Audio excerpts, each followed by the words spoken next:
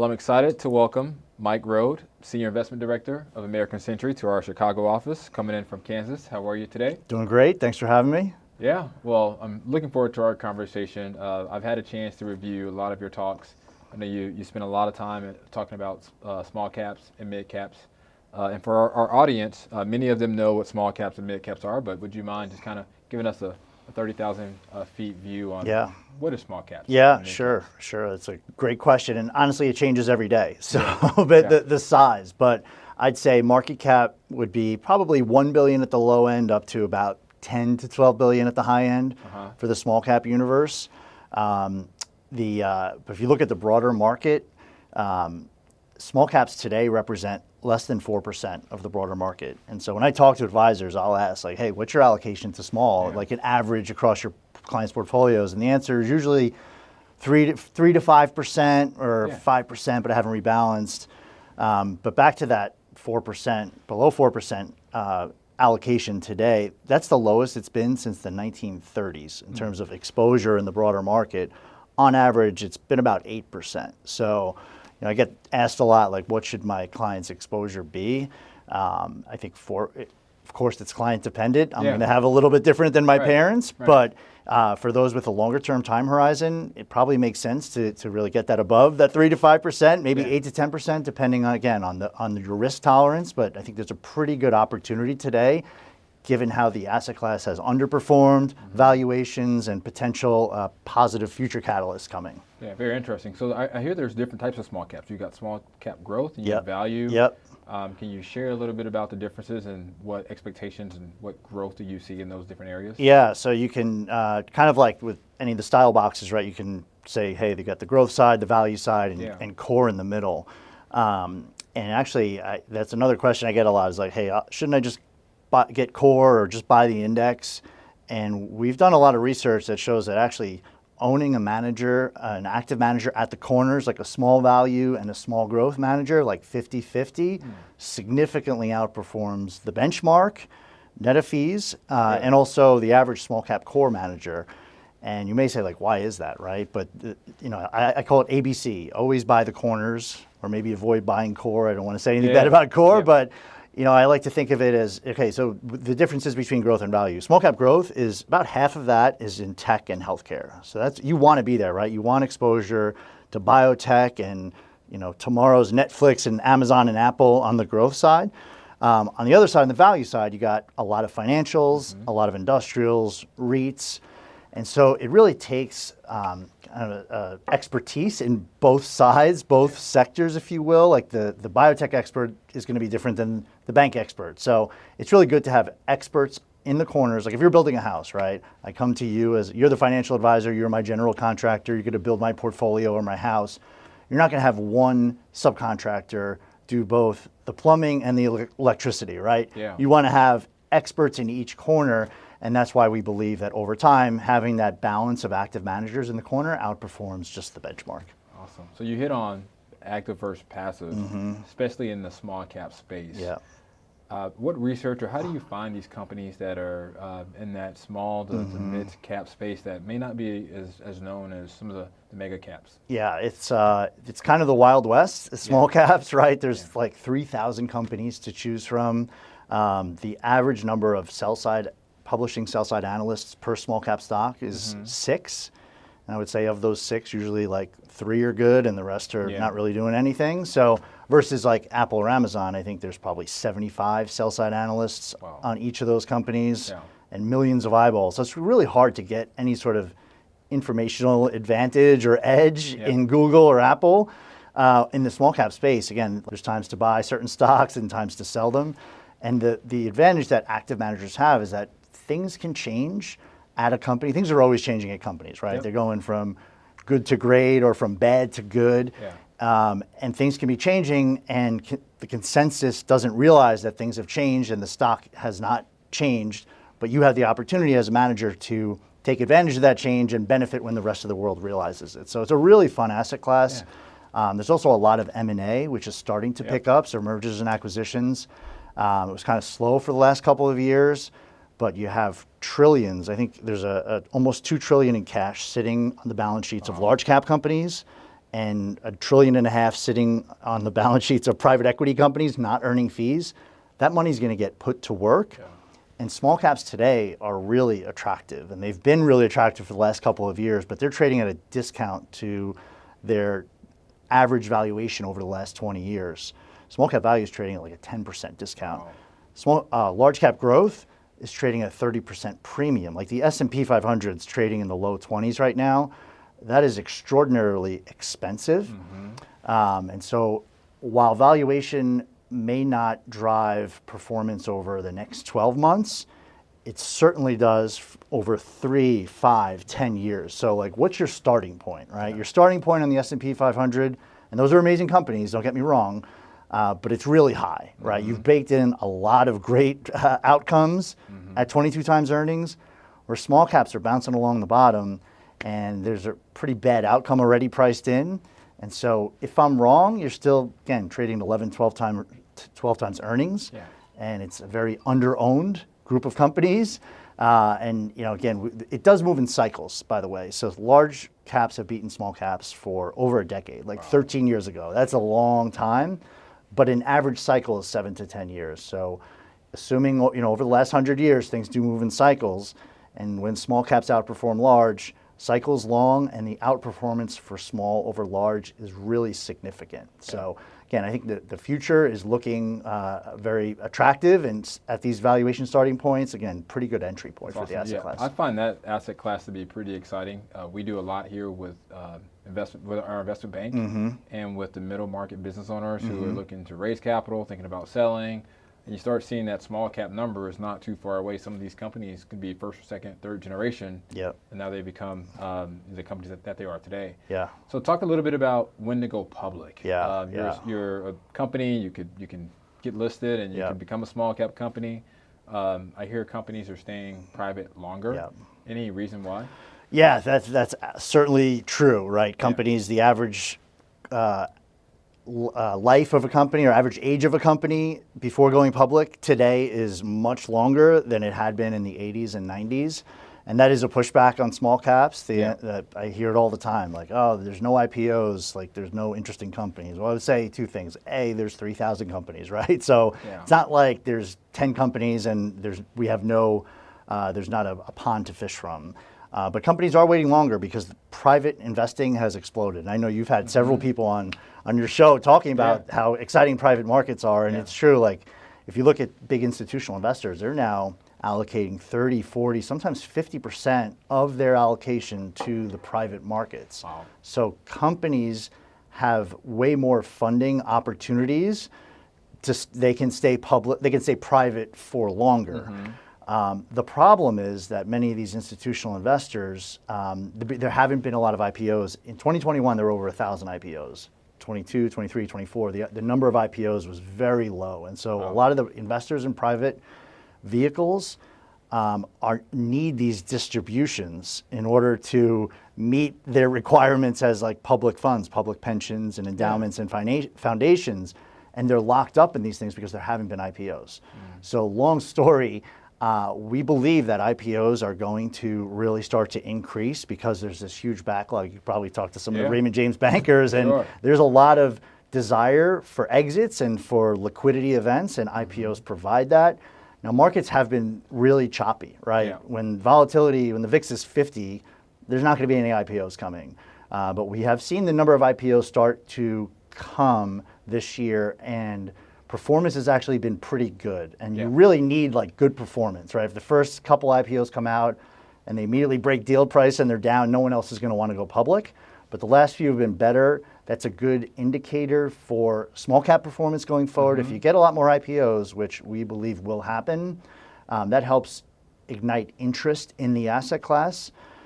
So we'll see. And by the way, active managers have the ability to participate in IPOs on day one, day zero, essentially. And so you get, if the window opens, when the window opens, you'll see a lot more activity, and it should help active managers who have access to that. But there's no question that investments in private vehicles have slowed the pace of IPOs, but we do believe that will speed up over the next couple of years. So rates are higher than what they have been the last few years. Sure.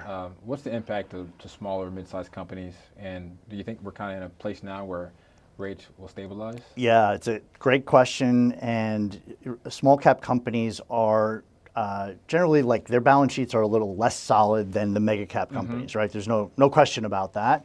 And small cap companies did really underperform when rates went essentially from 0 to 5%. Yeah. That's a really tough environment. Yeah. And I would say the shape of the yield curve is probably more important than the actual level of rates. And so an inverted yield curve is really, really tough for small cap companies. Yeah. It also means that the economy is likely contracting. But if you have a steepening yield curve, which we're experiencing right now, that's a pretty good environment for small cap companies. If you just think in the small cap value world, Yeah. a lot of banks, Yep. steeper the yield curve, the better, right? Because they're essentially spread businesses. They borrow short from us and they lend long to companies. And so the steeper the yield curve, the better. So I would say keep your eyes on the shape of the yield curve. Steeper is better. If we do get rate cuts later this year, that should, historically, it's helped small cap outperform after rate cuts. If we get a more dovish Fed chair next year who's more willing to cut rates, again, that's probably a pretty good environment for small caps. So basically, kind of long answer, but higher for longer is not that much of a problem. I think companies and CFOs recognize that. But you do want, and have to step back, like, there is higher risk in small cap. These are smaller smaller companies, less revenue, balance sheets may not be in as good of shape. There's a lot of unprofitable companies out there. And so another reason to use active management and to stick with companies with great balance sheets where if rates are 5%, 6%, it's not going to crush them. But they can also benefit when the yield curve steepens. Yeah. So it sounds like if I'm a small cap CEO, like, really leveraging technology could be a big deal. And there's been a lot of talk. We all hear AI, technology becoming efficient. What are you seeing in the active management side on how these smaller companies could be somewhat nimble, efficient as they're growing? Yeah, it's a great question, Chris. It's a little bit further out, to be totally frank, right? We're still just like adopting really our use of AI at American Century. But it is coming, there's no question. And if you were to step back and just look at, like, the margin differential between large cap companies and small cap companies are kind of in the mid-single digits historically, right? Large cap companies are now in the low double digits. So if small cap companies adopt and embrace AI to help with productivity and get margin expansion, that's going to be a real major growth driver for multiple expansion and for the asset class to outperform. It's a big if, and I don't want to sit here and say it's going to happen next year, but it could be happening over the next 3 to 5 years, which I think would give a lot more juice to that small cap cycle when it does come. Yeah, and you just see a lot of innovation coming from a lot of the small companies. For sure. And a lot of times when there's uncertainty, you've got big mega unicorns that come out of it. So it's just really exciting. So the first leg of AI has been dominated by like 7 companies, right? And actually, if you look, just stepping back, looking at the last 2 years, 2023 and 2024, we all know there's a ton of concentration in the index, right? 7 companies represent 40% of the weight. But look at the returns. So the S&P 500 was up 25%, followed by another year of 25%. So 50% in 2 years, which is crazy. Like we all got a little bit lax and was like, oh, this is it. We're good for the future. This is how it's going to look. The reality is over 100 years of investing, 50% over 2 years is probably not sustainable. But if you actually look at those returns, 2/3 came from AI, right? AI-related companies. And so that's concentration in returns as well. And the first leg of AI has really just been infrastructure spend, like back to like the internet, right? Like we were very young then, you and I, right? But the first thing they did was put fiber optic cable in the ground, right? There was this, and there were Cisco and a few other companies really benefited. But then the next leg is going to be the applications, right? The websites, the Twitters of the world, the Facebooks of the world. Those came out of the small cap arena. So we're excited for the next leg of AI spending once that infrastructure is all built out, really the applications that come from it, and those applications will be coming from the small cap universe. We're not there yet, it's coming, but that's why you want exposure there. Yeah, that's awesome. Yeah. So do you all like spend time with the venture capitalists or spending time out in California or kind of, go to events, maybe industry events and kind of as an active manager, finding out, okay, where's the next innovation coming from? Yeah, like where's the puck going? Yeah. I mean, we travel a ton. We go to industry events. We go to, we speak with industry experts for sure. And we also meet with private companies. American Century doesn't invest. We do have a VC team, like a separate private investment team. They don't have contact with our publicly managed teams. Yeah. But we will often get what's called test the water meetings. So these are essentially private companies that are coming in to meet with American Century to say, hey, we're thinking about going public. Help us think about how we should value our stock. We want American Century as an investor. So the answer is yes. We're constantly looking at what is coming down the pike. And again, we're pretty excited. Now you need market conditions to be stable. You need the economy to be in a pretty good shape, which feels like we are today. And then you can start to see those deals come through, which we are seeing. Great. One other catalyst I want to just mention, so tariffs is a question, right? I don't know where we are today versus 2 weeks ago versus where we'll be in 2 weeks from now. But the ultimate goal of tariffs is to bring manufacturing back to the U.S., okay? And we're seeing it. So I live in Kansas. About 30 minutes from where I live in the small town called DeSoto, Kansas, there's a $4 billion Panasonic electric vehicle battery facility that is just getting built, right? They're hiring 4,000 workers. This is a town of 6,000 people. They're going to get 4,000 Panasonic workers who are going to move there with their families, right? Like 10 years ago, that plant would not have been in Kansas, right? It would have been in Asia somewhere, no question. Wow. But today, given tariffs and the CHIPS Act and other areas of stimulus and the push to bring high-tech manufacturing back to the U.S., that's where it's going, and it's happening all throughout the country, right? Wow. Upstate New York, Arizona, Texas. Okay, so why does that matter for small caps? Well, small caps get 80% of their revenue from inside the United States. So it's really a pure play on growth in the U.S. Small caps are also most highly correlated with growth in CapEx. So when companies are spending on their supply chains and building out manufacturing here in the U.S., that's going to really benefit small cap companies. So I'll often get the question, well, all right, so say small caps are due for a bounce. Maybe next year they outperform, but like what's the 3 to 5 year outlook? Why can small caps outperform large? And you brought up one, the AI longer term trade, and B, reshoring, assuming that continues and can help grow and help GDP start to accelerate next year, the small caps are going to be in great shape. Interesting. So many of our audience consist of advisors, business owners, CEOs across different sectors. What advice would you give someone that was starting a business today, or going into business today? Yep. Then what advice would you give the 30-year veteran that's been doing it, how they've been doing it, maybe passive investing for 30 years, set it and forget it. So starting today and someone that's been doing this for 30 years or at the tail end of their career.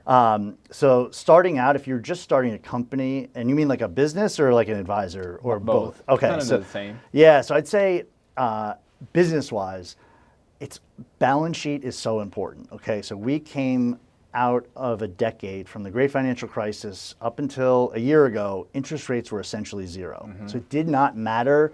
Wow. It was free money. Yeah. So having a strong balance sheet, a net cash positive balance sheet, and generating free cash flow didn't matter. In an environment where rates are 5% or much higher, if you're a small company, balance sheet is key. So if we go into a recession, which we could, you're going to need the powder there to get you through that recession, not only survive but take market share. Yeah. So the decade of zero interest rates is over. I think in 20 years you'll look back and people will say that was abnormal and an anomaly.